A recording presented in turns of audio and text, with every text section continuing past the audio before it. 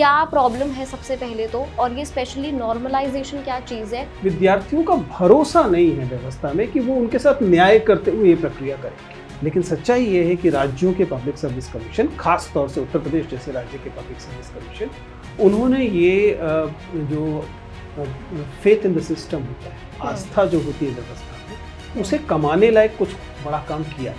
मुझे लगता है कि दरअसल सरकार या फिर कहें कि आयोग बहुत डरा हुआ है। और आप कहेंगे कि नहीं, शिक्षा को पॉलिटिसाइज नहीं करना चाहिए, परीक्षा को पॉलिटिसाइज नहीं करना चाहिए। ये संकट आपके राज्य में इसलिए आ रहे हैं क्योंकि राज्य के युवाओं को आप दरअसल पैर की जूती समझते हैं। तो स्वाभाविक तौर पे एक बहुत बड़ा इकोसिस्टम कोचिंग सेंटर्स का, मेंटरिंग का, लीकिंग, पेपर लीक कराने वालों का, नकल कराने वालों का, ये एक पूरा इकोसिस्टम इमर्ज करता है। स्कूलिंग एजुकेशन को कैसे देख रहा है? You are weakening your primary education because you don't believe कि स्कूल के बंद करने से पेरेंट्स और उसकी कम्युनिटी जो है आपको वोट देना बंद करे। एक अच्छी स्कूलिंग पाया हुआ विद्यार्थी सवाल करना चाहता है। जातिगत जनगणना होनी चाहिए। एग्जैक्टली। जब आप ये कहने की कोशिश करते हैं कि बटोगे तो कटोगे, तब आप दरअसल क्या कर रहे हैं? आई होप कि ये सवाल पूछने का तरीका काफी कैजुअल ना रहा हो। हाय, मेरा नाम है सृष्टि, आप देख रहे हैं एबीपी लाइव। जैसा कि आप सभी को पता है कि प्रयागराज में स्टूडेंट्स सड़कों पर हैं, और ये पहली बार नहीं हो रहा है जब स्टूडेंट्स अपनी मांगों को लेकर सड़कों पर आए हों। पिछले ही कुछ सालों में हमने लगातार ये देखा है, चाहे पेपर लीक का मुद्दा हो, चाहे एग्जामिनेशंस हो, चाहे नीट जैसे बड़े एग्जाम्स हों, लेकिन कुछ ना कुछ ऐसी प्रॉब्लम्स हैं जो स्टूडेंट्स फेस कर रहे हैं। आखिर ये क्या प्रॉब्लम है जिसकी वजह से स्टूडेंट्स यहाँ पर है? एआरओ, आरओ के एग्जाम को लेकर क्या इन स्टूडेंट्स की मांग है? नॉर्मलाइजेशन क्या प्रोसेस है जिसे लेकर स्टूडेंट्स लगातार मांग कर रहे हैं कि इसे खत्म किया जाए? ये सब समझने के लिए आज हमारे साथ हैं doctor Vijender Chauhan sir. Thank you so much sir for joining us. I think आपसे बेटर इंसान हमें कोई नहीं मिल सकता इस पूरे जो प्रॉब्लम है उसको अच्छे से एक्सप्लेन करने के लिए और उसके सोल्यूशन सजेस्ट करने के लिए। सर, सबसे पहले तो मैं समझना चाहती हूँ कि ये जो मुद्दा है ये स्टूडेंट्स को इतना ज़्यादा अफेक्ट कर रहा है कि आप देख रहे हैं कि लगातार प्रोटेस्ट हो रहा है, और अभी तो न्यूज़ आ रही है कि बहुत उग्र होता जा रहा है, कुछ स्टूडेंट्स को अरेस्ट भी किया गया है। क्या प्रॉब्लम है सबसे पहले तो, और ये स्पेशली नॉर्मलाइजेशन क्या चीज़ है जो किसी और एग्जाम में हमने नहीं सुना लेकिन यहाँ पर हम सुन रहे हैं, और इस पर स्टूडेंट्स लगातार कह रहे हैं कि इसको हटाया जाए? Well Srishti, thank you for having me. देखिए, इस समस्या को आपको थोड़ी सी ज़्यादा गहराई से समझना पड़ेगा, क्योंकि जैसा आपने पृष्ठभूमि देते हुए बताया भी कि ये जो हमारा युवा है लगातार परेशान हो रहा है, और ये कोई वन ऑफ इंसिडेंट नहीं है। एक लंबी प्रक्रिया आपको दिखाई देती है उत्तर प्रदेश में खास तौर से, लेकिन बाकी जगह भी दिखाई देती है। पेपर लीक का सवाल हो या बहुत कम पदों के लिए बहुत सारे लोगों का एप्लीकेंट होने की वजह से जो व्यवस्था है उसका चरमरा जाना हो, चाहे फिर ये वर्तमान में जो सिचुएशन आई है जिसमें जो कि आरओ परीक्षा में हम देख रहे हैं कि विद्यार्थियों की मांग ये है कि परीक्षा जो है वह एक शिफ्ट में एक ही दिन में हो, क्योंकि जब परीक्षा अगर एक शिफ्ट में एक दिन में नहीं होगी तो फिर नॉर्मलाइजेशन होगा, और नॉर्मलाइजेशन को लेकर जो विद्यार्थी हैं उनका भरोसा व्यवस्था में बहुत कम है, जिसकी वजह से वे मांग कर रहे हैं कि नॉर्मलाइजेशन न किया जाए। आपने कहा कि नॉर्मलाइजेशन क्या है समझा जाए, हम बाकी जगह ऐसे ही सुनते हैं कि नहीं, ऐसी बात नहीं है कि बाकी परीक्षाओं में नॉर्मलाइजेशन नहीं होता है कभी भी। अब ये स्टैटिस्टिकल सांख्यिकीय चीज़ है कि जब भी परीक्षा जो है वह कोई भी इवैल्यूएशन यदि एक से ज़्यादा टुकड़ों में होगा, अलग अलग बार में होगा, तब यह सवाल हमेशा उठेगा कि एक बार का प्रश्न पत्र आसान था, दूसरा मुश्किल था, एक प्रश्न पत्र के अंकों की तुलना दूसरे प्रश्न पत्र के सही अंकों से नहीं की जा सकती। उसके लिए आपको देखना पड़ेगा कि पहले प्रश्न पत्र और दूसरे प्रश्न पत्र के स्तर को बराबर किया जाए। परीक्षा तो हो चुकी है, तो स्तर तो दोबारा से बराबर किया नहीं जा सकता, तो आप परिणाम को ही बराबर कर सकते हैं, और इसके लिए कुछ स्टैटिस्टिकल टूल्स का इस्तेमाल किया जाता है जो मुख्यतः ये बताता है कि यहाँ का जो मान लीजिए जो मीडियन स्कोर है और यहाँ का जो मीडियन स्कोर है उनको बराबर मान लिया जाए। अगर एक जगह पर मीडियन ना समझ में आ रहा तो औसत मान लीजिए, हालांकि औसत और मीडियन में थोड़ा सा अंतर होता है, लेकिन मान लीजिए कि एक शिफ्ट में जो परीक्षा हुई उसमें औसत अंक 73 आते हैं और दूसरी वाली परीक्षा में औसत अंक 65 आते हैं। तो ये मानते हुए कि दोनों तरह के विद्यार्थी तो एक ही जैसे होंगे, तो ये 73 इस 65 के बराबर होना चाहिए। इसको बराबर किया जाए, नॉर्मलाइज करने की मूल प्रक्रिया ये है। इसके लिए कुछ स्टैटिस्टिकल टूल्स का इस्तेमाल किया जाता है। अपने आप में प्रक्रिया वैज्ञानिक है, कोई दिक्कत नहीं, लेकिन परेशानी क्या है? परेशानी ये है कि पहली बात तो विज्ञापित जो स्थिति थी उसमें ऐसा था नहीं, और दूसरी जो ज़्यादा चिंताजनक बात है, और ये इसका संबंध उन सारे संकटों से है जो इससे पहले हुए हैं, पेपर लीक इत्यादि इत्यादि। इस कारण विद्यार्थियों का भरोसा नहीं है व्यवस्था में कि वो उनके साथ न्याय करते हुए ये प्रक्रिया करेंगे। उनको लगता है कि कुछ लोगों को सहूलियत देने के लिए हो सकता है कि उनके अंक बढ़ा दिए जाएं, या कुछ लोगों को जो मेधावी लोग हैं, जो जस्टिफाइड लोग हैं, उनके अंक कम कर दिए जाएं। और चूंकि इसको जानने का बाद में कोई तरीका नहीं होगा नॉर्मलाइज स्कोर के बाद, तो इसमें ट्रांसपेरेंसी, पारदर्शिता का अभाव है। और चूंकि पारदर्शिता का अभाव है, इसलिए विद्यार्थियों का उसमें और भरोसा गिर जा रहा है। इसलिए विद्यार्थियों की मांग है कि परीक्षा एक साथ की जाए। तो मतलब टेक्निकली तो ये फेयर है, बट लेकिन बिलीफ नहीं है। मेरे पास ये कहने का कोई अधिकार नहीं है कि वास्तव में ये फेयर है, क्योंकि विद्यार्थियों की जो आशंकाएं हैं उनको क्या आयोग वास्तव में हैंडल कर पा रहा है, क्योंकि विद्यार्थियों को ये नहीं, पहले तो ये बताया नहीं गया है, जो एक परेशानी है। और दूसरी बात कि जब आप ये कहते हैं कि आप नॉर्मलाइजेशन करेंगे, तो उस नॉर्मलाइजेशन में जो आपके वास्तविक स्कोर हैं और जो नॉर्मलाइज स्कोर होंगे वो डिफर करेंगे। और पुराने कुछ आरटीआईज और जो कोर्ट केसेस हैं उनमें जो डिफरेंस दिखाई देता है वो अच्छा खासा दिखाई देता है नॉर्मलाइज। तो विद्यार्थियों के मन में निश्चित तौर पर ये आशंकाएं हैं, और मुझे नहीं लगता कि इन आशंकाओं को आप दरकिनार कर सकते हैं, क्योंकि अगर आपने भरोसा खोया है तो ये आपकी कमाई है ना। आपने दे दनादन पेपर लीक किए, आपकी अव्यवस्थाएं इतनी थी, पब्लिक सर्विस कमीशन की नियुक्तियां इतनी गड़बड़ तरीके से हुई कि वैसे ही लोगों का भरोसा उसमें नहीं जम रहा है। तो इस वजह से लोगों का भरोसा नहीं है, विद्यार्थियों का भरोसा नहीं है। पहले वो भरोसा जीतिए, उसके बाद इस किस्म के क्रांतिकारी चीजें लेकर आए। ठीक है सर, ये एक प्रक्रिया है जैसे आपने बताया, एक टेक्निकल टूल है, बट लेकिन आपकी ओपिनियन मैं इसलिए जानना चाहती हूँ कि बहुत सारे स्टूडेंट्स हैं जो आप जैसे टीचर्स के को लुक आफ्टर करते हैं और आपके ऊपर भरोसा करते हैं, तो आप क्या स्टूडेंट्स को ये बोलेंगे कि इस प्रक्रिया पर भरोसा किया जाना चाहिए, या आपके हिसाब से ये जो डिमांड है जस्टिफाइड है और इस तरह का प्रोटेस्ट होना चाहिए? आप समझ रहे हैं, अगर यह यूपीएससी होता, public union public service commission होता, तो शायद मैं विद्यार्थियों से यह उम्मीद कर सकता था या उन्हें अनुरोध कर सकता था कि इस बार भरोसा करके देख लीजिए। लेकिन सच्चाई यह है कि राज्यों के पब्लिक सर्विस कमीशन, खास तौर से उत्तर प्रदेश जैसे राज्य के पब्लिक सर्विस कमीशन, उन्होंने ये जो फेथ इन द सिस्टम होता है, आस्था जो होती है व्यवस्था में, उसे कमाने लायक कुछ बड़ा काम किया नहीं। आप उस नियुक्ति को देख लीजिए, नियुक्ति में बताया जाता है कि वह व्यक्ति चूंकि मुख्यतः एक जिले विशेष से आ रहा है, एक जाति विशेष से आ रहा है, इसलिए वह वहाँ के पब्लिक सर्विस कमीशन का अध्यक्ष हो चुका है, क्योंकि वह मुख्यमंत्री के लिए सहूलियत भरा व्यक्ति है।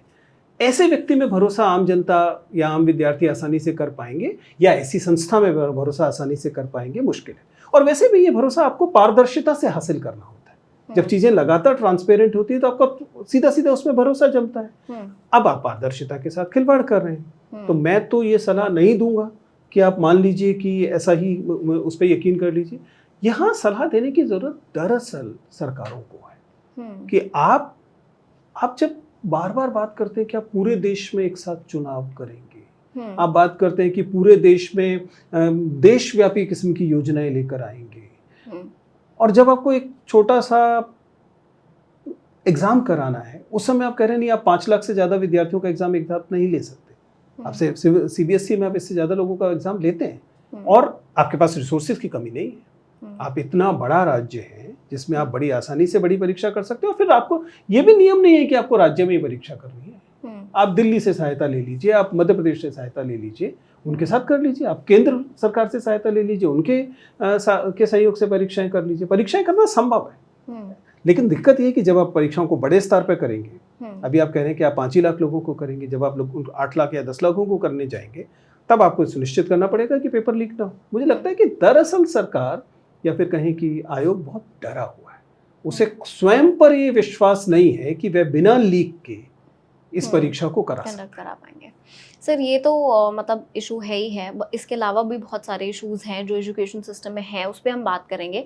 लेकिन इसमें क्योंकि उत्तर प्रदेश में उपचुनाव है तो लगातार इसमें सियासी एजेंडा बाहर निकल के आ रहे हैं, खूब बयानबाजी हो रहे हैं, बड़े बड़े पॉलिटिशियंस इसमें उतर गए हैं।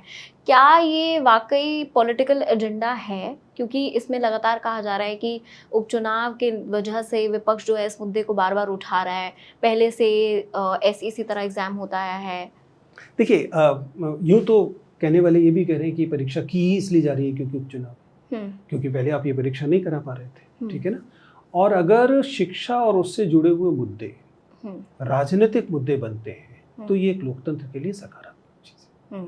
लोग आप मतलब देखिए, हर चीज़ को ये कहना कि पॉलिटिसाइज करना हमेशा बुरा होता है, ये भी कोई बहुत सहूलियत। आप मंदिर को तो पॉलिटिसाइज करेंगे, आप धार्मिक राजनीति को पॉलिटिसाइज करेंगे, यहाँ तक कि आप लोग क्या खा रहे हैं क्या पी रहे हैं इसको भी पॉलिटिसाइज करेंगे। और आप कहेंगे कि नहीं, शिक्षा को पॉलिटिसाइज नहीं करना चाहिए, परीक्षा को पॉलिटिसाइज नहीं करना चाहिए। आपको ये समझना पड़ेगा कि आखिर 400 450 पदों के लिए क्यों 8 लाख लोग एक राज्य से एप्लीकेंट हो रहे हैं। इसका मतलब है कि you are treating the youth of the state like dirt. आप उनको जो आपको उन्हें अवसर देने थे, भाई सरकारी नौकरी क्यों एकमात्र अवसर है? राज्य के पास इतने सारे अवसर होने चाहिए। क्यों नहीं गुजरात के या महाराष्ट्र के में जब होने वाले जो इस तरह की परीक्षाएं होती हैं उसमें क्यों नहीं ये संकट आते? केरल में क्यों नहीं ये संकट आते? ये संकट आपके राज्य में इसलिए आ रहे हैं क्योंकि राज्य के युवाओं को आप दरअसल पैर की जूती समझते हैं। आप उनको जो महत्व दिया जाना चाहिए वो देने से बचना चाहते हैं। And you need to understand, as a teacher we all know, जब हम बात करते हैं कि we are in a demographic dividend stage, आप बार बार कहते हैं ना हम चीन के साथ बेहतर स्थिति में इसलिए क्योंकि हम एक युवा देश हैं, हमारे यहाँ यूथ पॉपुलेशन ज्यादा है करंटली, ठीक है, करंटली ज्यादा है। और अगर आपने इस यूथ पॉपुलेशन को आज सही काम, सही प्रोडक्टिविटी नहीं दी तो यही यूथ पॉपुलेशन थोड़े ही समय के बाद यूथ नहीं रह जाएगी और वो आपके लिए बहुत बड़ी लायबिलिटी हो जाएगी। आप दरअसल युवाओं को के सपनों में जितना निवेश किया जाना चाहिए राजनीतिक तौर पर, आर्थिक तौर पर, सामाजिक तौर पर आप नहीं कर रहे, क्योंकि आपको यह गलतफहमी या शायद खुशफहमी या हो सकता है दुर्भाग्य से यथार्थ है कि आप उनको इमोटिव इश्यूज में बहका देंगे और इसलिए इस तरह की घटनाओं की कोई कीमत आपको नहीं चुकानी पड़ेगी राजनीतिक तौर पर। इसलिए you can afford treating youth with such disdain। पर लेकिन सर सिर्फ यूपी का ये प्रॉब्लम नहीं है, जैसे आपने खुद भी बोला कि बाकी स्टेट्स में भी पेपर लीक का इशू है, बट इसके अलावा भी बहुत सारे इश्यूज हैं। हमने अभी जब नीट वाला क्राइसिस देखा था तो वो तो सेंट्रल एग्जामिनेशन है और उसके बाद खूब बवाल हुआ, खूब कुछ दिन प्रोटेस्ट हुआ। आप देखिए कि इतना, आप जिसको डॉक्टर बनाना चाहते हैं, जो शायद फ्यूचर में जाके आपका ट्रीटमेंट करेगा, वो पेपर 30 लाख रुपए में बिक जाता है और वो स्टूडेंट डॉक्टर बन जाता है फ्यूचर में, तो वो आपको क्या डिलीवर करेगा? सेंट्रल लेवल पर भी एग्जाम्स में ये प्रॉब्लम है। वहाँ पे भी हुआ कि हमने ग्रेस मार्क्स दिया, तो ये ग्रेस मार्क्स सिस्टम इतना इजीली कैसे इंट्रोड्यूस हो गया? कैसे हम नॉर्मलाइजेशन प्रोसेस को इतना इजीली इंट्रोड्यूस कर रहे हैं? जब पारदर्शिता, जैसे आपने कहा कि नहीं है उस चीज़ को लेकर, स्टूडेंट्स का ट्रस्ट नहीं है, उसके बाद जब ऐसी चीज़ें सामने आती है कि नहीं पेपर लीक हुआ है, 30 लाख रुपए में पेपर गया है, अब सुप्रीम कोर्ट में सुनवाई हो रही है, उस पर जो भी नतीजा आएगा वो भी अभी होल्ड पर है। अभी सुप्रीम कोर्ट ने भी कह दिया जी ठीक है, अभी तो जो आया है इस पर आपको करना पड़ेगा, आपको पेपर भी दोबारा देना पड़ेगा, वो सब भी हो गया। बट लेकिन कुछ टाइम में, कुछ महीनों में अगर हर एग्जामिनेशन के ऊपर ऐसे क्वेश्चन बनेगा तो क्या वाकई, जैसे आपने कहा कि पॉलिटिसाइज करना बहुत ज़रूरी है एजुकेशन को, बट लेकिन एक्चुअली हमारा कंसर्न है, अभी चुनाव है तो हमने कंसीडर कर लिया, पर लेकिन क्या एक्चुअली हमारा आदर्श स्थिति ये होती कि ये हमारी वरीयताओं में होता, हमारी प्रायोरिटीज में इसे होना चाहिए, टू बी ऑनेस्ट। और आपका कहना सही है कि शायद ये समाज, देश और राजनीतिक दलों की प्रायोरिटीज में उस पैमाने पर नहीं है, इसी वजह से सरकारें इनकी उपेक्षा करके या इनको इतने कंटेम्प्ट के साथ हैंडल करके भी बची रह जाती हैं। ये बात आपकी एकदम सही है, लेकिन आपको ये भी समझना पड़ेगा कि ये मसला इससे थोड़ा सा और गहरा है। पब्लिक सर्विस कमीशंस या वे पब्लिक एग्जामिनेशंस को कंडक्ट करने वाली बॉडीज, इनका काम केवल कुछ नौकरियों के लिए रिक्रूटमेंट का चयन करना या केवल कुछ विद्यार्थियों को प्रवेश के लिए चुन लेना मात्र नहीं है। एक लोकतंत्र में इनका काम यही नहीं होता, ये इससे ज्यादा गंभीर काम करते हैं, करना चाहिए। और ये काम ये है कि ये custodian of the faith in the system या फेथ इन द डेमोक्रेसी होते हैं, जो लोकतंत्र में तमाम लोग हैं, उनकी इस आस्था के दरअसल पहरेदार हैं ये लोग, कि सिस्टम में यदि वे एक लोकतंत्र में हैं और अगर वे मेहनत करेंगे तो उनको सिलेक्शंस मिलेंगे, उनको अवसर मिलेंगे।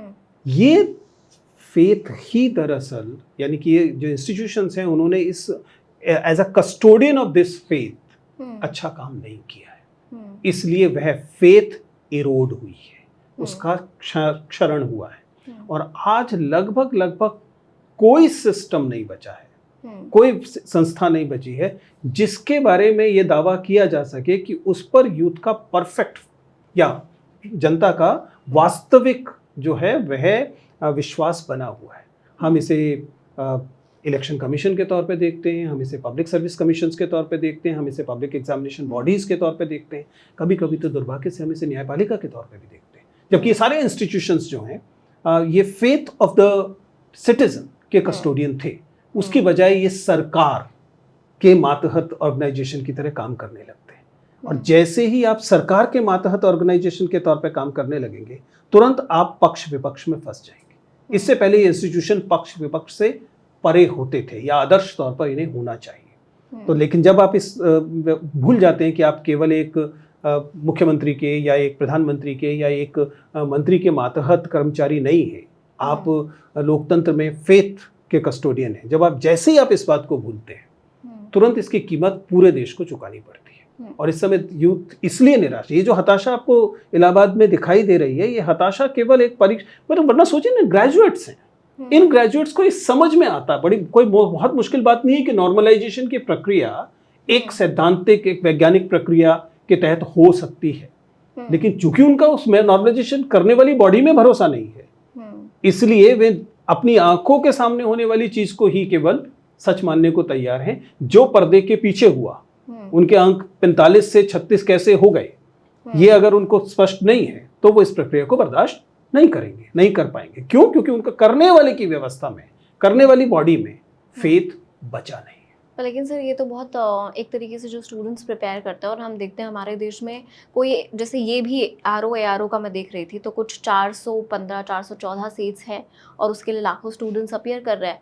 तो हमारे लिए सबसे बड़ी विडम्बना तो यही है कि इतने लाख बच्चे एक एग्ज़ाम के लिए अपीयर करते हैं और उसमें भी उनके पास ट्रस्ट नहीं है, वो तो डिमोटिवेट हो जाएंगे। यूपीएससी के मैंने बहुत सारा देखा, जब आप अपने स्पीचेस में भी बात करते हैं तो कास्टिज्म है, आप रिकमेंडेशंस हैं, जब आप बताते हैं कि नहीं आपके सिर्फ जो इंटरव्यू होता है वो सिर्फ आपके कैलिबर के ऊपर डिपेंड नहीं करता है, सिर्फ आपकी प्रिपरेशन के ऊपर डिपेंड नहीं करता है, तो ये तो उतना ही डिमोटिवेटिंग भी है स्टूडेंट्स के लिए। It is, and it is to the large extent. And also please note, whenever the faith in the system erodes, its impact is not equal on all sections of the society.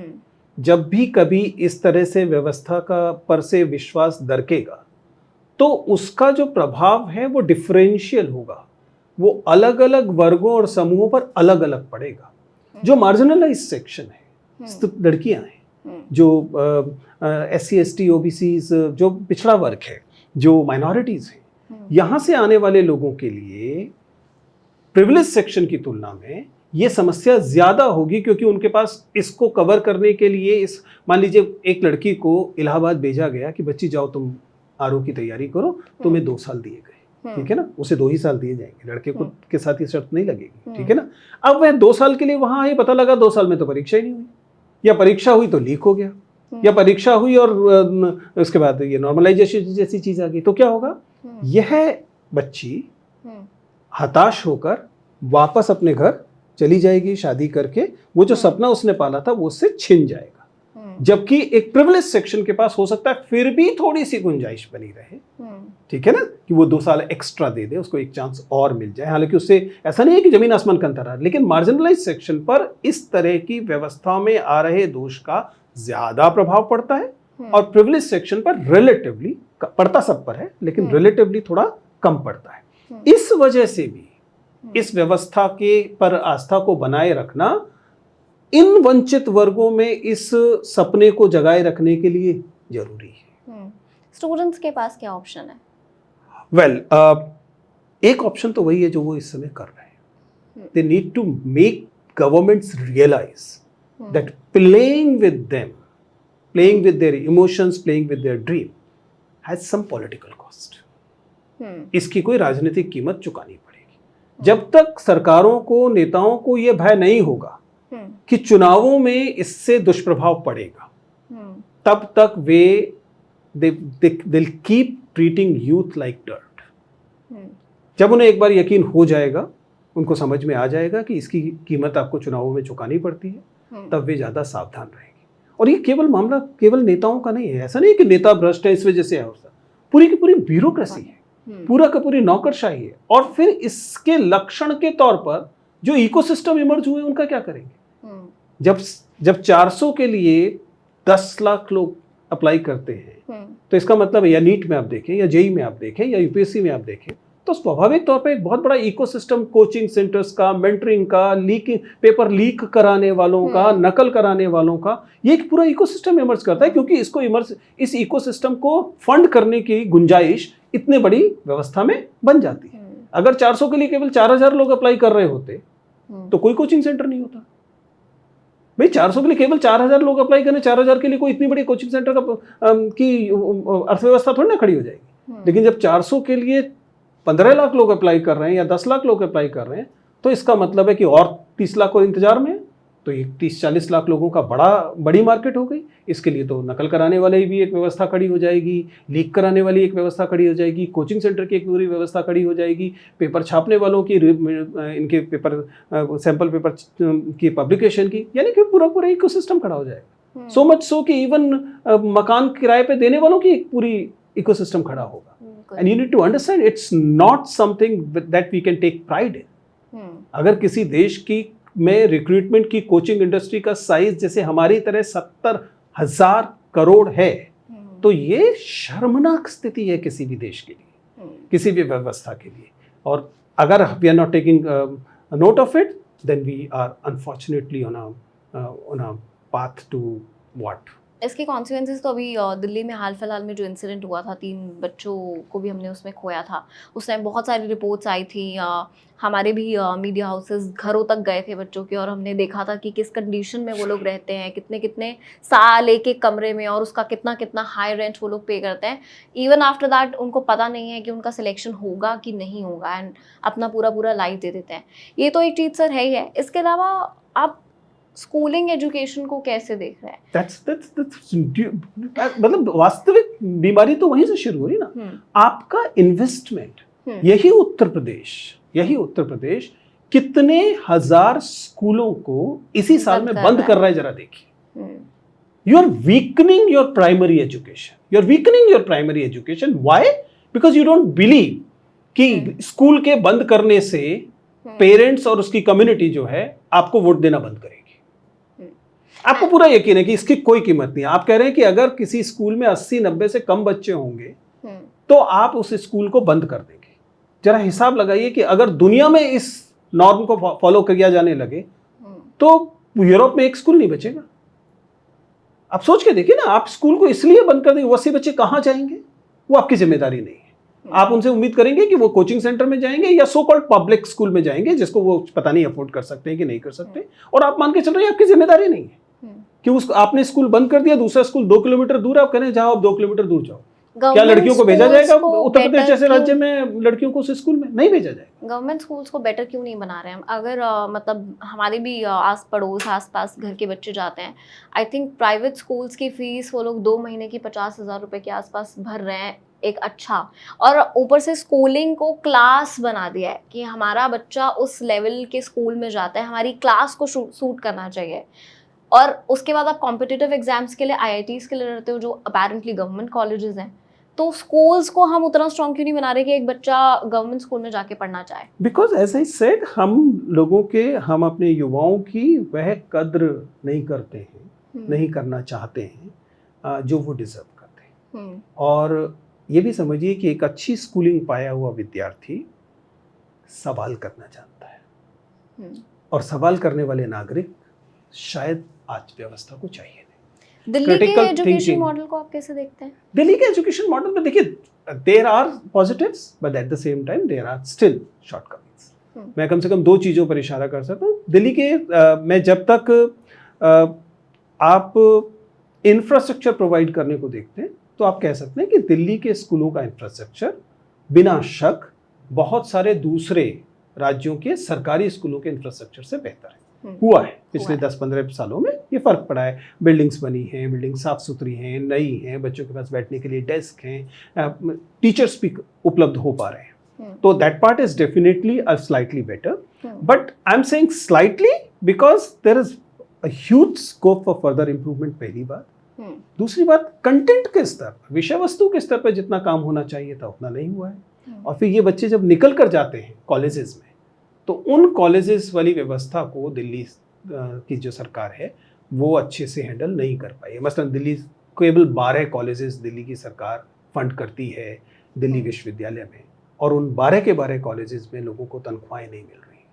और इससे आप अनुमान लगा सकते हैं कि इसका मतलब है कि अभी भी सरकार जो एजुकेशन के स्तर पर दिल्ली को और बेहतर करना चाहिए। इसकी एक समस्या तो जाहिर है कि एलजी वर्सेस सीएम वाली लड़ाई है, लेकिन ये अल्टीमेटली दोनों को पता है, इसका मतलब केंद्र सरकार को, राज्य सरकार दोनों को पता है कि इसकी कीमत नहीं चुकानी पड़ेगी। तो बेसिकली आप कह रहे हैं कि क्योंकि वो पॉलिटिशियंस की लाइफ को इम्पैक्ट नहीं कर रहा है डायरेक्टली, इसलिए एजुकेशन सिस्टम सरकार की कोई बहुत ज़्यादा प्रायोरिटी है नहीं, पॉलिटिकल प्रोसेस को नहीं कर रहा। आप देखिए ना, सरकार इफेक्टिवली हर साल यूनियन बजट को इफेक्टिवली, अगर आप केवल इन्फ्लेशन को ध्यान में रख लें तो इफेक्टिवली कट हो रहा है education. Education budget is being reduced. How can a nation which believe कि वो एक डेमोग्राफिक डिविडेंड का नेशन है, वो अपनी एजुकेशन बजट को कम कर सकता है? डिमांड हुआ करती थी 6% ऑफ द जीडीपी, वो 2% जीडीपी बचा हुआ है। Do you believe in free education system till 12? It has, it's there in the constitution. Constitution कहता है कि सबको मुफ्त और अनिवार्य शिक्षा देना राज्य का दायित्व होगा।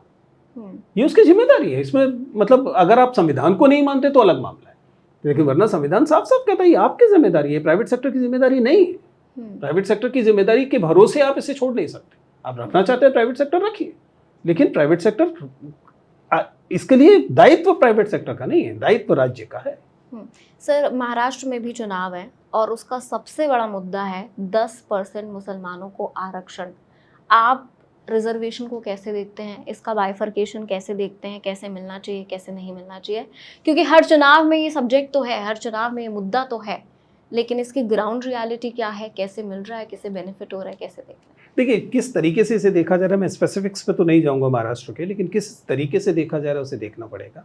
जब आप ये कहते हैं कि आप पिछड़े वर्ग को आरक्षण देंगे, तो वे समुदाय जो अल्पसंख्यक समुदाय से आते हैं, अल्पसंख्यक में पिछड़ा वर्ग है, उसका भी स्वाभाविक तौर पर उतना ही दायित्व बनता, उसका भी उतना ही हक बनता है जितना किसी अन्य का, बशर्ते वो उन मानकों को पूरा करते हों जो आपने मानक तय किए। तो अगर मुस्लिम समुदाय में या क्रिश्चियन समुदाय में या किसी अन्य अल्पसंख्यक समुदाय में ऐसे समूह हैं, ऐसी जातियां, उपजातियां या समूह हैं जो कि आर्थिक सामाजिक रूप से पिछड़े हुए हैं, तो उनको उसी तरीके से जैसे कि हिंदुओं में पिछड़ी जातियों को और अन्य समुदायों को आरक्षण मिलता है, मिलना चाहिए, क्योंकि संविधान इस बात की संभावनाएं देता है, इस बात की गुंजाइश देता है। तो क्या इसे चुनावी मुद्दा होना चाहिए? रिप्रेजेंटेशन का मुद्दा चुनावी मुद्दा होना ही चाहिए, लेकिन क्या इसे इस तरीके से देखा जाना चाहिए कि कोई समुदाय आपके हक को छीन ले जा रहा है? बिल्कुल नहीं देखा जाना चाहिए। अगर देखा जाएगा तो आप सीधा स्टैटिस्टिक लाइए ना, आप जैसे ही जातिगत गणना करेंगे आपके पास स्टैटिस्टिक्स आ जाएगा। इकोनॉमिकल वीकर सेक्शन, इसको बहुत इंपॉर्टेंस मिला कुछ साल में, स्पेशली जब मोदी गवर्नमेंट फॉर्मेशन में आई। तो आप देखते हैं इसको, क्या जिन समुदायों को ऑलरेडी आरक्षण मिल रहा है, क्या उनके ऊपर ये economical weaker section formula apply होना चाहिए? बहुत बार इस पर डिबेट होती है कि जो स्टेटस अपना ऑलरेडी मैच कर चुके हैं सोसाइटी में, उन लोगों के जो रिजर्वेशन है वो उनकी इकोनॉमी को देखते हुए मिलना चाहिए। ये लगातार आप दो चीज़ों को अब मैं घालमेल कर रही हूँ। एक है ईडब्ल्यूएस आरक्षण। ईडब्ल्यूएस आरक्षण नियमतः, और देखिए मैं बार बार बता रहा हूँ, ईडब्ल्यूएस आरक्षण is a forgery to the entire concept of proportionate representation। EWS आरक्षण केवल उच्च जाति के सवर्ण, मतलब सवर्ण लोगों को मिलता है। आपको अगर नियम पता है तो आप जानते हैं कि अगर आप एससी हैं, अगर आप एसटी हैं, अगर आप ओबीसी हैं, तो आपको ईडब्ल्यूएस आरक्षण नहीं मिलेगा, भले ही आप गरीब हो। ठीक है ना? यार ये गरीबी के आधार पर हुआ आरक्षण है नहीं, ये उच्च जाति के कुछ लोगों को दिया गया आरक्षण। और जो उच्च जाति बची हैं, हमारे आरक्षण में हिसाब लगाइए ना आप, जैसी जातिगत गणना होगी, जनगणना होगी, आपको पता लग जाएगा। उच्च जाति जिसे हम सवर्ण जाति कह रहे हैं, उनकी तो कुल आबादी 10% नहीं है। मुख्य अगर आप ईमानदार से डाटा देखें तो मोस्ट लाइकली उनकी आबादी 10% नहीं है, या तो आप आरक्षण का आप वो करके बता दीजिए।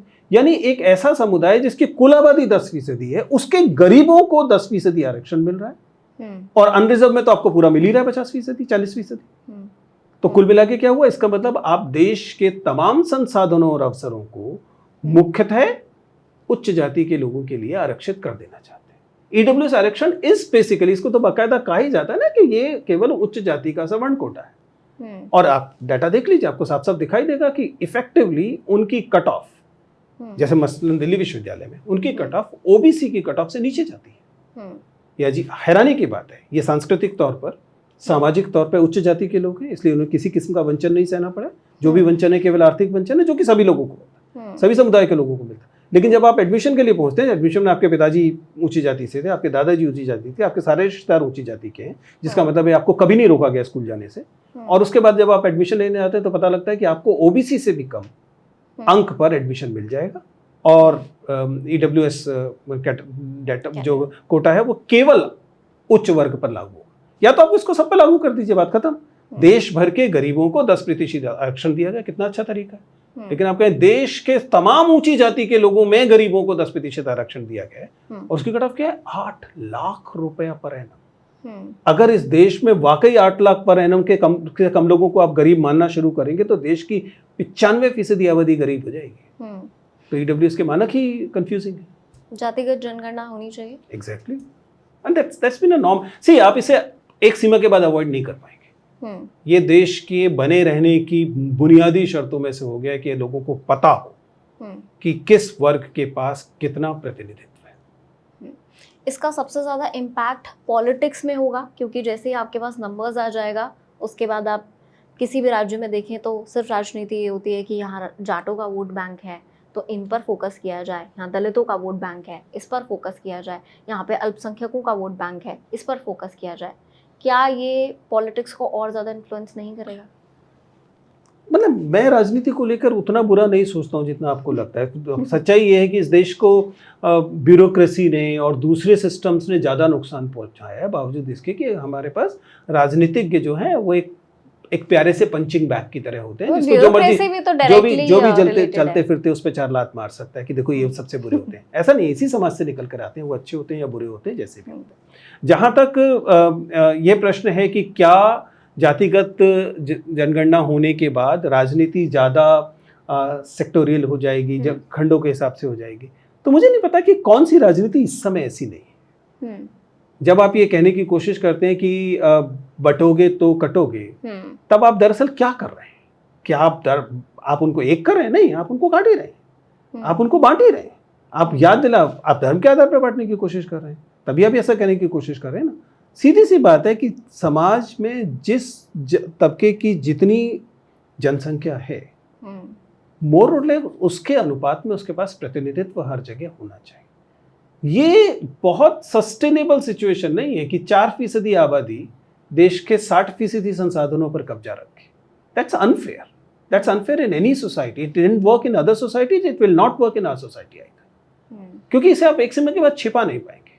आप एक बिग डेटा के टाइम में है। सच्चाई ये है कि अगर आज भी उपलब्ध डेटा को सही से डिग किया जाए तो वास्तव में असली डेटा निकल के आ सकता है। आजकल तो हम जिस दुनिया में है, उस दुनिया में आपके पास डेटा का बिग डेटा है ना, बाकायदा एआई और बिग डेटा है।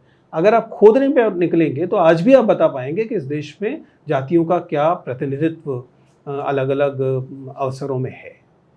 बहुत सारी इंटेंस टॉक हमने कर ली, पर कोई 5 ऐसी चीज़ें जो आप स्टूडेंट्स को बताना चाहेंगे जिन स्किल्स को वो डेवलप कर सके, जो उनके फ्यूचर में भी काम आए, और करंट सिचुएशन में जब वो प्रिपरेशन करते हैं एग्जाम्स के लिए, कॉम्पिटिटिव एग्जाम्स के लिए, तब उस समय पे वो फॉलो करें उस चीज़ को। देखिए, जब हम विद्यार्थियों से उनके सपने की तरफ जाने की बात करते हैं, चाहे वो कॉम्पिटिटिव एग्जामिनेशन हो या किसी और अन्य किस्म का एग्जामिनेशन, तो आपको जिन स्किल्स के बिना आप नहीं चल सकते, उनमें से स्वाभाविक तौर पर एक स्किल तो है कि आपके अंदर क्रिटिकल थिंकिंग होनी चाहिए। You should have ability to analyse things, you should have critical thinking. ठीक है, आलोचनात्मक विवेक जरूरी है। दूसरी चीज, स्वाभाविक तौर पर आपसे ये अपेक्षा की ही जाएगी कि आप में संवेदनशीलता होगी। इसके अतिरिक्त आपसे ये अपेक्षा की जाएगी, और ये कम्युनिकेशन से जुड़ी हुई चीज है, कि आपका कम्युनिकेशन अच्छा होना चाहिए, जिसमें ज्यादा जोर मैं दूंगा लिसनिंग पर और उसके बाद एक्सप्रेशन पर, कि आपकी लिसनिंग और एक्सप्रेशन की एबिलिटीज संभव हो तो रिटर्न और वर्बल दोनों बेहतर होनी चाहिए, ये इंपॉर्टेंट है। इसके अलावा जाहिर है कि आपके अंदर कंसिस्टेंसी होनी चाहिए। जब आप ये कहते हैं कि आप एक दिन तो 8 घंटे पढ़ते हैं, दूसरे दिन आप 2 घंटे पढ़ते हैं, तीसरे दिन आप कहते हैं आज मैं 12 घंटे पढ़ूंगा, that doesn't work. You should have consistency both in efforts as well as in outcome, ये इंपॉर्टेंट है। और इसके अलावा मुझे लगता है कि एक सामान्य सी समझ जो है वो अपनी, जिसे हम आसपास परिवेश जो है उसके बारे में अवेयर होना। आप जब अपने आप को जिंदगी का कोई सिलेबस मानकर चलते हैं, मजेदार बात है कि आप सिलेबस में भी उसका नुकसान उठाते हैं। ऐसे विद्यार्थी जिनसे अगर आप ये पूछें कि आसपास क्या घटित हो रहा है, आज और कल का क्या परिवेश में, करंट अफेयर्स में क्या हो रहा है, आपको ना पता हो, तो इसकी कीमत आप उस जगह पे चुकाएंगे जिसकी वजह से आप कह रहे हैं कि मुझे इसके बारे में नहीं जानना चाहिए। ये विद्यार्थी जो सड़क पर बैठे हैं आज, जब ये तैयारी कर रहे थे उन्हें दिख रहा था कि पेपर लीक हो रहे हैं, इन्हें दिखाई दे रहा था कि लोग शिक्षा को पर्याप्त महत्व नहीं दे रहे हैं, और उन्होंने माना सानू की, उस वाले मोड में रहे। और जब अब उनके पास ऊपर आई तब वो उम्मीद करें कि बाकी लोग हमारे साथ क्यों नहीं आए। जब बाकी लोग वहाँ खड़े थे तब आप उनके साथ नहीं जा रहे थे। मैं ये जस्टिफाई नहीं करता कि और लोगों का इनके साथ ना आने को, बट लेकिन अगर हम एक अवेयर सोसाइटी होंगे और आप एक अवेयर व्यक्ति होंगे तो स्वाभाविक तौर पर यह आपकी सफलता में भी मदद करेगी। तो एक टॉपिक और मैं टच करना चाहती हूँ। आजकल हम देखते हैं कि स्टूडेंट्स, छोटे छोटे बच्चे मैं बोलूँ अगर, तो डिप्रेशन का शिकार हैं। आप जैसे हमारे टाइम में तो मम्मी लोग 2-4 लगा भी देते थे, नहीं पढ़ रहे हैं तो ठीक है मार दिया। आज की डेट में आर वेरी कॉन्शियस, आप टच नहीं कर सकते हैं बच्चे को, आप कुछ बोलेंगे तो शायद वो डिप्रेशन में चला जाएगा। पेरेंटिंग क्या सही डायरेक्शन में है, क्या आप इसे सही समझते हैं? और इस तरह बच्चों का बहुत सेंसिटिव होना, क्या ये उनके फ्यूचर के लिए ठीक है? Are we preparing our kids for future stress, जो उनको झेलना ही पड़ेगा जब वो अपने काम करने वाली जगह पहुंचेंगे या अपने टफ एग्जाम्स के लिए प्रिपेयर करेंगे? देखिए, ये बहुत टेम्पटिंग लगता है कि हम ये कहें कि देखिए हमें जैसे पाला गया था और हमने तो इतना सारा तनाव सहा था, हमने तो पिटाई भी सही थी, हमने तो दूसरी चीज़ें भी सही थी, आजकल के बच्चों को भी यही सब सहना चाहिए। I think that's not a nice thing to say. ठीक है, हमें लगता है कि बहुत हम टेम्पटिंग है ना, ये हमारे अंदर का सैडिस्टिक प्लेजर है। हमारी तो पिटाई हुई, इनकी क्यों नहीं हो रही? ठीक है ना, I think we should come out of it. The fact is that we should be penalising anybody for being sensitive. आप कह रहे हैं इतना संवेदनशील होना क्या अच्छी बात है? कभी संवेदनशील होना कैसे बुरी बात हो सकती है? एंड दूसरा, let us understand that situation have changed. जिसे हम अवसाद आज कह रहे हैं वो लगभग क्लिनिकल अवसाद है। हमारे समय में बहुत बार आप स्ट्रेस में होते थे, लेकिन वह स्ट्रेस क्लिनिकल डिप्रेशन में कन्वर्ट नहीं होता था। आजकल के सिचुएशन में वह वाकई क्लिनिकल डिप्रेशन में कन्वर्ट हो रहा है, और उसको फिर उसी तरीके से हैंडल करना चाहिए। मानसिक स्वास्थ्य को मजाक का विषय नहीं बनाना चाहिए, वो वाकई गंभीर समस्या है। और ये भी समझिए कि हमारे समय में बेचारे बच्चे 400 पदों के लिए 8 लाख लोग अप्लाई नहीं करते थे। इसका मतलब स्ट्रेस लेवल बढ़ा है। मेरी पीढ़ी के लोग तय करते थे एसएससी परीक्षा देंगे कि नहीं देंगे, क्योंकि पता था कि एसएससी देंगे वो तो हो ही जाएगा। ये जिसे आप असिस्टेंट ग्रेड यानी कि आरओ कह रहे हैं और जिसे एलडीसी यूडीसी कहा करते थे, हमारे समय के अच्छे विद्यार्थी वो परीक्षा नहीं देते थे कि क्या करना है, तो सब क्लियर हो जाएगा, जिस दिन चाहेंगे उस दिन क्लियर हो जाएगा। क्यों करें? क्योंकि उस समय का कंपटीशन का लेवल ये नहीं था। तो इसका मतलब ये है कि आज स्ट्रेस बढ़ी है। आम विद्यार्थी, हमारे समय में लोग अगर बीटेक करके निकल आया तो उसको नौकरी के बारे में नहीं सोचना था, उसे कौन सी नौकरी करेगा ये सोचना था। क्या आज आप ये गारंटी ले सकते हैं? आप सच्चाई ये है कि आप BTech has become a normal degree like a BA, कि हर एक व्यक्ति के पास बीटेक की डिग्री हो रही। एंड इसका मतलब है कि वो लोग बेरोजगार घूम रहे हैं, और बेरोजगारी एक फैक्टर है। दूसरी तरह के इसी तरह के स्ट्रेस के रिलेशनशिप्स को लेकर और दूसरी तरह के स्ट्रेस फैक्टर्स लगातार बढ़ रहे हैं।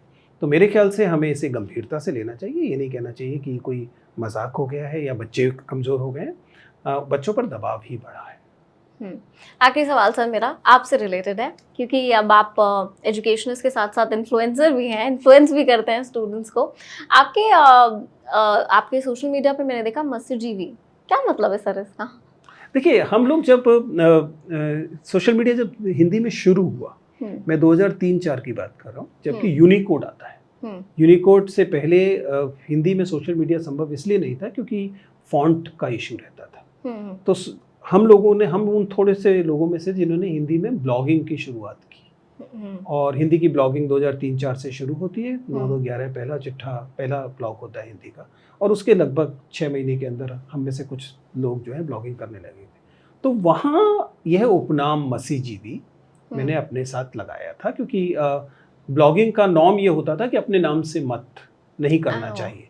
मसीहजीवी का मतलब होता है, मसीह यानी इंक, कबीर ने बहुत बार इस्तेमाल किया है कि मैंने मसीह को छुआ नहीं, कागज पे हाथ नहीं रखा, मैं तो मतलब ज्ञान से ही ईश्वर को जानता हूँ। तो मसीहजीवी अर्थात वह व्यक्ति जो मसीह या इंक पर आश्रित हो, यानी लेखन पर, पठन पर आश्रित हो। शिक्षक, पत्रकार, इस किस्म के लोग अपने आप को लेखक, अपने आप को मसीहजीवी कहते हैं। तो मैं भी बस समझिए मसीहजीवी। ओके ठीक है सर, आई होप कि ये सवाल पूछने का तरीका काफी कैजुअल ना रहा हो। Thank you so much for joining us sir. I think जो भी क्वेरीज इससे रिलेटेड थी, नॉर्मलाइजेशन को लेकर हो, चाहे आरओ को लेकर हो, वो काफ़ी क्लियर हुई होगी, और आपने बहुत सारे इश्यूज़ पे बात की। आई होप कि जब आपकी बात लोग, बच्चे सुनते हैं, उसके साथ कभी सरकारें भी सुने और उस पर कुछ एक्शन हो, जो सजेशंस आपने दिए हैं। Thank you so much sir for joining. Thank you for watching ABP live. आपके जो भी क्वेश्चंस हैं कमेंट सेक्शन में जरूर दीजिएगा, सर के पास पहुंचाने की कोशिश करेंगे, आपको जवाब जरूर मिलेंगे। Thank you so much for watching.